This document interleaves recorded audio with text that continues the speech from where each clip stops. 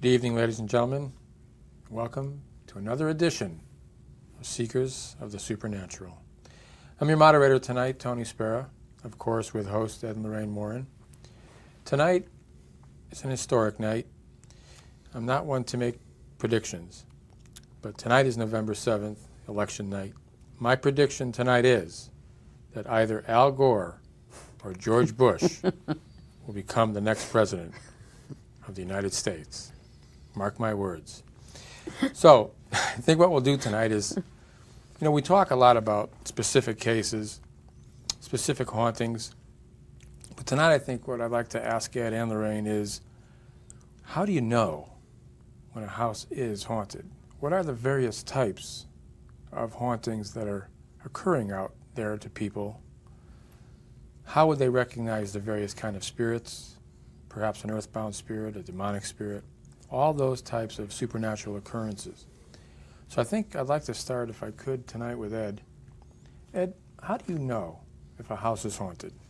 Well, first of all, people will call us up and they'll say, Tony, I think there's something in my house. And I'll say, why? Well, from my peripheral vision, I sometimes see a shadow. Or I believe I hear doors opening and closing at night, and I see these lights shooting across the room when it's dark in the bedroom. Maybe little scratching sounds which could be attributed to some rodent or something, but then there's the knocking sounds. Right. These are all the beginning stages of what we call infestation. As the family lives in the home longer, things will build because they'll become more frightened. As they become more frightened, they throw off psychic energy into the atmosphere, which those spirits or spirit will use as a fuel to manifest itself. Now, if that spirit was in the house when they moved in there, then we have what we would call an earthbound spirit or an obsessed spirit. I remember in Waterbury, Connecticut, there was this big, beautiful mansion up on a hill there, and it was an Italian villa. The man who owned it had a motto in his living room, carved right in the wood, mine, always mine. He wasn't kidding, Tony. He was always going to stay there, and he did. 4 families bought the house. 4 families were driven out of that house. How did he drive them out? They used to actually hear a voice, a materialized larynx, shouting to get out. This was his house. He was obsessed with it. He was going to stay there. Well, that's one type of a haunting. When you hear a voice like that, and it's audible, you know there's something there which shouldn't be there. Then there are spirits which we call earthbound, which don't realize that they have left that dwelling in spirit. They stay right on. They love the house, or they want it so bad as this Italian fellow did. But, all ghosts aren't harmful, aren't negative. They simply want to dwell in the place that they love the most. We have a lot of this at schools where janitors were never married. This school was their whole life. They stay right there. Say in some institution, like a mental institution, a hospital, you have these old guys that have been there for years and years. It's not that they mean any harm. It's the only home they ever knew. So they don't want to leave it. So they stay right there. So that's like an earthbound spirit? That would be an earthbound spirit. Earthbound because it's not progressing to where it should go, Tony. See, all cases of spirit infestation, Tony, are not always hauntings, though. I mean, you can have a loved one who is going to return. Maybe they'll return in an automobile to forewarn you of something or to guide you through a situation. She says in an automobile, they're not driving the automobile. No, they'll It's peer. like the one over in Colorado telling the wife what to do during a snowstorm. Yeah, exactly. But that's not a haunting. A spirit has appeared, but it's not necessarily... Okay, so because a spirit appears doesn't necessarily mean it's a haunting. No. What is a haunting A then? haunting is where there's infestation, Terrifying. Tony. Terrifying Something scary. things. Things that are very frightening. If a spirit of a loved one wanted to visit us and appear at the foot of our bed or appear at a family gathering or wedding or a christening, I mean, that's not a haunting. And it doesn't even require investigating it, Tony, because you don't want to get rid of somebody like that. What you want to do is try to explain to a family exactly why that spirit is there. But hauntings are definite infestation.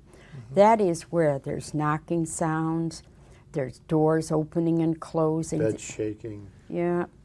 pounding sounds. But a visitation apparition, that's all together. They're usually different than what we've been talking about. They appear probably once. For instance, a young man that's in the Army, he's killed over in Korea or World War II, whatever. At the moment he dies, he's thinking of being home. He's there instantly. He doesn't have to get on a plane or a train. He is there through thought, instantly in that house. His mother, his father, maybe his wife will see his apparition. That's like saying, although my physical body is gone, I survived the grave. That's a gift from God. That's a visitation apparition. The crisis apparition, this is similar to what Lorraine was talking about. You might be driving along, say on a stormy night, and I'm thinking of one specific case that I was told about years ago. The woman her husband died. She was driving along and she could hear her husband's voice telling her to stop the car, just as audible as my voice is being heard right now. She stopped the car, and lo and behold, she could see a lantern up ahead. Guy comes running up to her, the bridge is out. That's a crisis apparition. The husband's spirit came to her and warned her not to go any further, and she heeded that warning. That happened also. You know where else that happened, Tony? That happened right on Route 8 outside of Torrington. And that was told to me by a nurse from Charlotte Hungerford Hospital. She was on her way home. The roads were starting to ice in that area, and she was very, very frightened. Her brother-in-law had only died months before, and he appeared next to her and took the wheel. And He actually took the wheel. he actually put his Now, hand. how could a ghost grab a wheel? It's How could that invisible. happen? Well, the spirit solidifies. A spirit can't solidify to the extent that it's almost like cement. Just like what Glenn Pinnell hit that night, the white lady in front of the cemetery. She was as solid as a cement structure. But a spirit can move things either through solidifying or through what we call psychokinesis or psychokinesis, where mind over matter, they stop something through thinking about it, or grabbing a woman's hand. I've had many spirits grab my arm, but it's not exactly like you would feel somebody grab you. It's like a pressure. You can't move your arm, and that's what she's talking about now. Yes, and things like that, Tony, they're beautiful things. They're Yeah, they're not hauntings. I mean, they're not hauntings, but they're beautiful experiences, which shows that, you know, the spirit survived death of that physical body and was still interacting with the family. How many times have we had spirits tell us they were present at their accident? They knew exactly what happened. They could see their own bodies. They're on the road. They attended their own funerals. They tell us funny things that might have happened during the funeral, people that were in there. And in one case, a young girl that was killed in an accident, she followed her body all the way up to Maine where they buried it. Then she told us about how this wreath fell right into on top of the casket. Now, how would she know that? How would they know that? She was there. How did you communicate with the spirit? Was it through through a psychic or something? Tony, I believe you were at this lecture with us. I believe you emceed that night, and the young man that was at that lecture, he helped out in the school, was a quadriplegic? Yeah, Quadriplegic. And he had very strong upper arms, but he only had stubs. And then he was a paraplegic. Okay. And so he, anyway, he had been in the choir with this girl. Yep. And so when she died, her family was from Maine, and that's where she was going to be buried. But she appeared to him, and he said he received the message from her and she talked to him through her mind. And of course, we know that she reached him telepathically. And the message she wanted to get through to him was that she didn't want her parents to continue to grieve to the extent that they were, and how much it was bothering her. And grieving does stop the spirit from That's what I was passing going to ask. on. Is that like kind of inhibit the spirit? They try to Yes. stay there to console the people, their loved ones. Yes. You know, my father, he was open-minded, but he was a very religiously oriented man. I don't think there was a day that ever went by he never said the rosary. But after he died, his car was left to me. My mother gave it to me, and it was all locked up. We had a horseshoe driveway at the time, and the car was parked there in the driveway. It was about 2 o'clock in the morning. All of a sudden, the hi-fi went off full blast. Now, on the hi-fi, Lorraine had flowers. She had a couple of statues. In order to turn that on, you had to pick up the lid and turn it on. But that thing was going full blast. That woke us up, and we could see that there were headlights of a car streaming into the windows into our living room. Mm-hmm. And I thought, did somebody get in and start the hi-fi? I jumped up. I went out. It was my dad's car. I went outside. The car was locked up, but the lights were on. The lights were on. The hi-fi went off. My father did that to let us know. And he was okay? Without scaring us half to death that he was there. Wow. Those But are Tony, physical things. but Tony, if you have a house that is truly haunted, you know it. No doubt. Okay, what other things happen in a haunted house besides knocking sounds? what Well, else is people can actually be physically pulled out of their beds. Things missing. There are things that are dematerialized, Tony, and they'll reappear there? Okay, so at some another signs location. that your house might be haunted would be what? Change in temperatures, Mm-hmm. lights going on and off, doors opening and closing. Television's going on and off. Yes, electrical appliances. It affects the electricity in the Psychic house. cold spots, like an icy spot when you walk through it. If you get a hot spot, then that means that you're dealing with something inhuman, diabolical. And also, there's what we call magic whispering.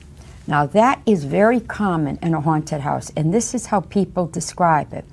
They will say, we can hear talking, but you cannot make out what they are saying. Almost like people talking in At a talking in another distance. room. In another You room. can hear the voices, but you don't And know it what goes they're up saying. and down, like a conversation will, when people are expressing themselves. But on the other hand, you can't make out words, So any kind of strange sounds too, you think? Now, these are hauntings. smells, and sounds. Poltergeist is altogether different. A poltergeist will show itself morning, noon, and night, 24 hours a day. When I say show itself, I mean that things will be smashing and breaking, maybe burning. People will be attacked physically. Chairs will topple over. Pictures will fly off walls and smash and break. Vases will fall off. You'll hear pounding sounds. The poltergeist is a German word. It means mischievous or noisy ghost. But there are fire poltergeists, water poltergeists, puncturing poltergeists, many different types, rock-throwing poltergeists. These are the ones that you hear mostly about. I would say at least once a week, if you were to look through all the newspapers in the United States, you would find what we call rock-throwing poltergeists. These rocks fall on the homes. They usually materialize about 30, 40 feet above the house. They come down in a slow, zigzag manner, striking the house, but sometimes breaking windows. And they're warm to the touch. Oh yeah, that's an apport. These stones have been brought from many, many miles away. In Bethlehem, Connecticut, 1953, which is maybe 20 minutes from where we're sitting right now. Michael Healy, he described himself as a woodcutter. He had a small building where he used to cut the wood and carve things out, I guess, and for 2 years, stones just fell on that house periodically, not 24 hours a day, periodically. They had state troopers, they had the town constable, they had neighbors, friends all surrounding the woods, thinking that somebody was doing that. But how could anybody, have stones appear and come down in a zigzag manner? There's no way you can Defies do gravity. Yeah, it defies that. But gravity. they were It trying does. to think logically, right? So eventually it did stop. And if you drive by that house today, you'll see a shrine out in front. And many of the stones that fell from the sky actually are made up in the foundation of that shrine. Yeah, that's what he But did that's- with it. Then at Eichler's Cove, which is right near Right here, too, right here. Lake Zor, we had stones weighing over 20 pounds that were falling on 3 different dwellings there. And They did damage. I'll never forget it. We were called out by Channel 8 news team. We went out there and there was a detective and a police officer standing there by a car, and they had this kid. He was probably 14 years old. I said, well, what's happening? We got him. I said, you got him? I said, who? They said, he's the one who's been doing it. We caught him up on the hill up there. I said, wait a minute, this boy was up on that hill, threw 20-pound stones that came down in a slow zigzag manner. How did he do that? He did it. We know he did it. The Newtown police. All of a sudden, the detectives hit right on the shoulder with a stone. The kid standing right alongside him. Then what happened? They let him go? They let the kid go. What else could they do? They definitely We explained to them that this is a typical poltergeist phenomena, the falling of stones. Now, it amazes me. You could ask any 10-year-old kid today, what's a poltergeist? They'd know. But you ask this detective or the cop, they don't know. I mean, where have they been? They got their heads in some kind of a sand pile someplace, like an ostrich? You're just like that Bridgeport. Yeah, Chief. Bridgeport. Yes. That's Walsh. a good example. Walsh. He's still alive, And right? again, Walsh, Oh, why yes, don't he's you still come alive. forward and tell the truth? It's 25 years later.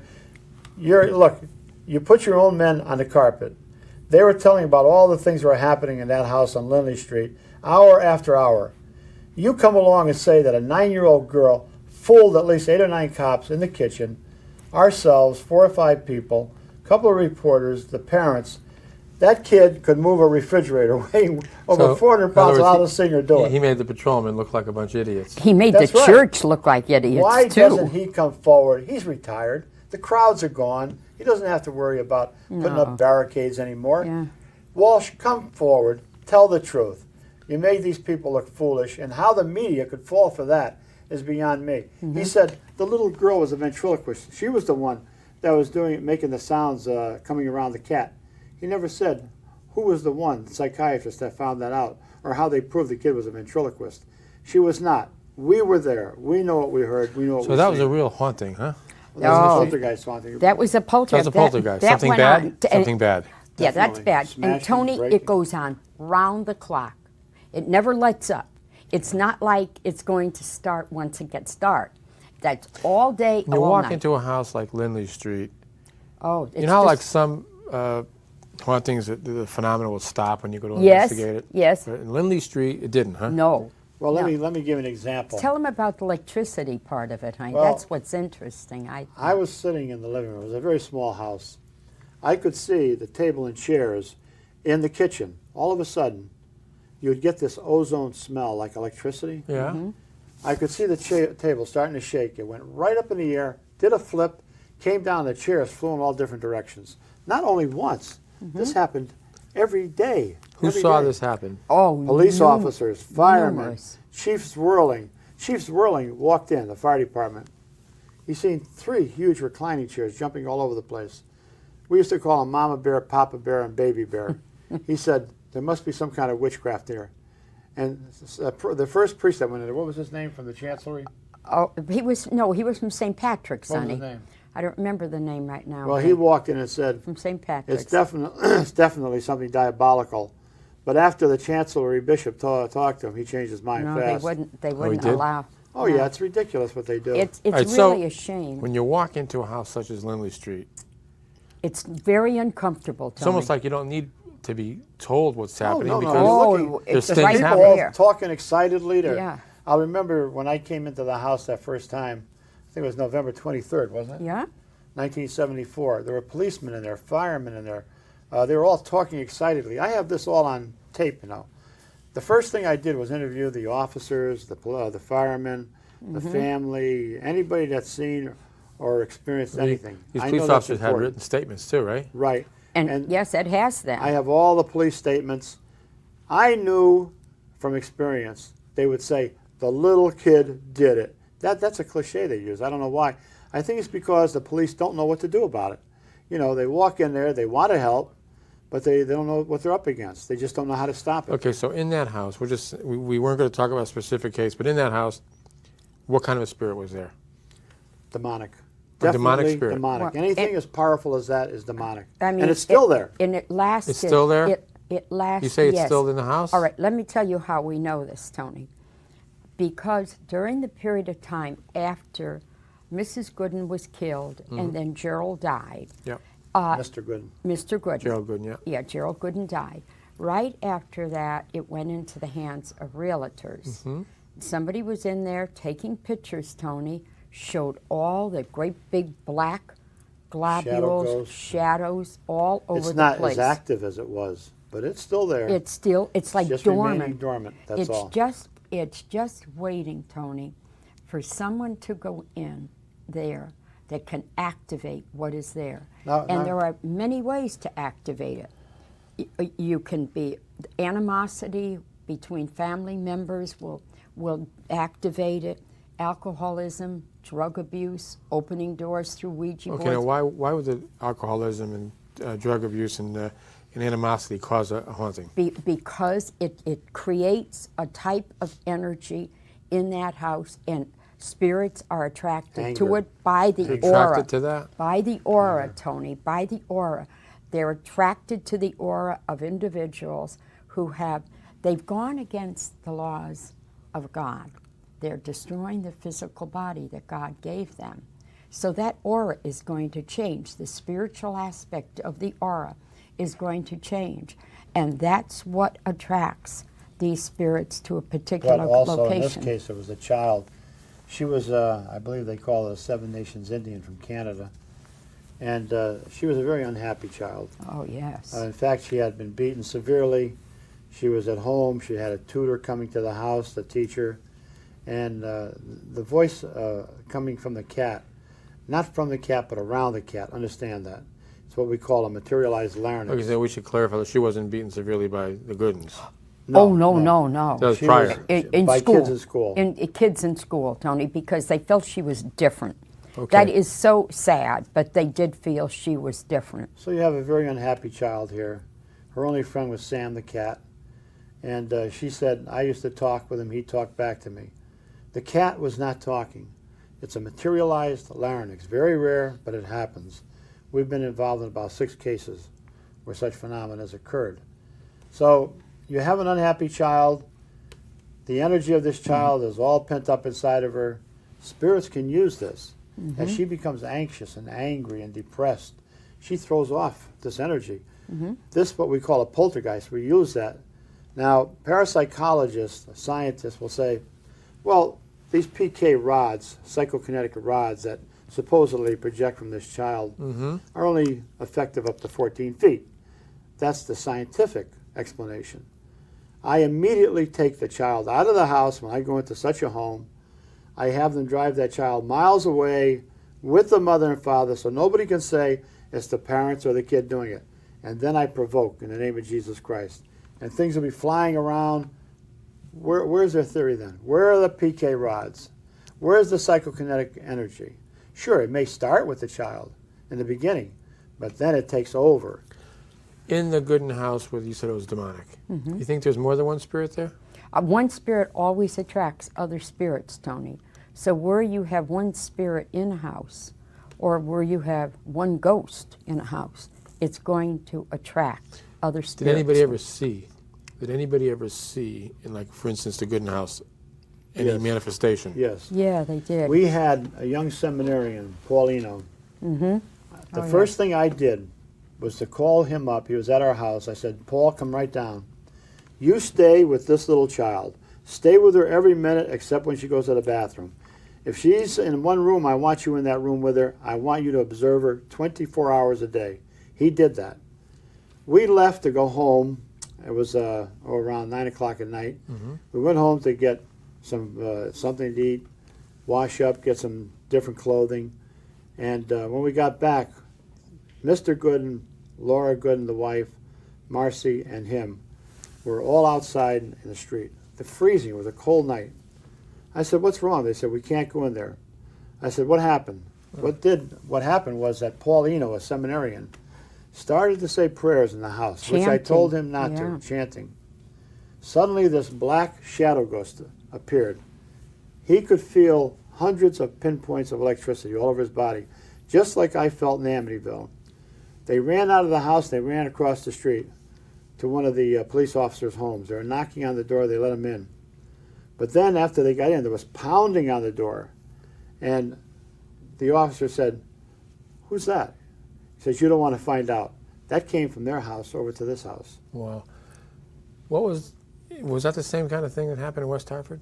Yeah, well, it happened the same year too, you know, Tony. Well, what was the the thing in only West thing Hartford about? different in West Hartford that happened, that was That was That was the Donovan violent. case. Oh, The that Donovan was case. Yeah, that was demonic case, and that was but that started through the use of a Ouija board, Tony. That all started through the use of a Ouija board, and not only that, but we had huge, heavy things dematerializing in that home.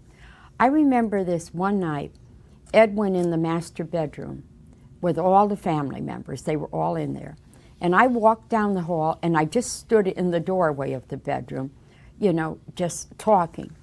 And I turned to leave, Tony, and fell over this big extension ladder that had been in the garage, which was attached to the house. I watched as doors dematerialized. It's the only time in my life, Tony, I have ever watched anything dematerialize and then reappear in another room. The doors themselves? The Now, doors that's themselves. teleportation. Yes. The molecular structure of the item is broken down so that it dematerializes in one place and materializes in another. Yes. People yes. out there find that hard to believe, but it happens all the time in the cases we're involved Was with. the Donovan case worse than the Lindley Street? About the same, or? I'd say about the same. I would say it was because it was different in many aspects, Tony. It started in a different way. It had other types of things occurring. Had tremendous damage.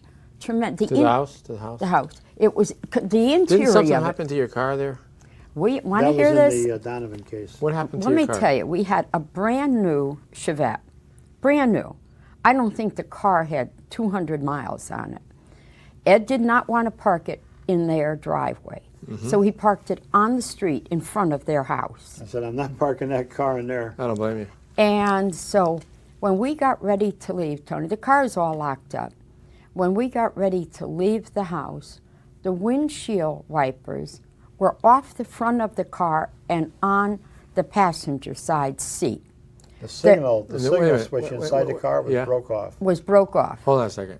The car was locked. Locked. Yes. When you left the car, you locked it. Yes. When you got back yes. to the car, the windshield wipers were inside the locked car. Yes, and the And the turn shift, signal, switch was the broke turn off. signal was the broken? turn signal, that was broke off the car, so we couldn't.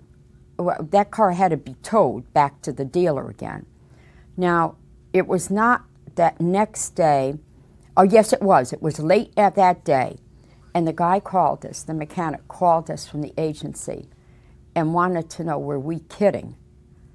Tony, that was embarrassing. The wires underneath the hood of the car were all braided like you'd braid hair. Were all braided together. Really? Yeah. They have The done world braided? could do this. What Yeah, could do well, that, Nothing in Tony? this world, Tony. No No. person. That bothers you a lot when you see things like that. Another night coming back from that same house, Lorraine and I, a young lady was with us. It was a foggy night, very foggy. And we were out 84. And I could just see about maybe 25, 30 yards ahead of me. All of a sudden, there was a car with its lights off right in front of me. Parked. Right, parked in the middle of 84. I swerved that Chevette, almost turned it over, went up on top of the grass lawn and turned and went around. There was no car there. There was That's a no- phantom car. There really wasn't a car there? There was not a car there because what I did is I parked and I waited, And nothing I came. seen other cars come by. There was nothing there. No. phantom Phantom car. It's very Something was to, meant something to- to terrify you. kill us, yeah. Things like this, Tony, they become really emotional issues when you're involved because they are so incredibly frightening. I mean, to think of the power and above all the intelligence behind, yes, the intelligence behind this. Wow. Well, you know, we're just about out of time.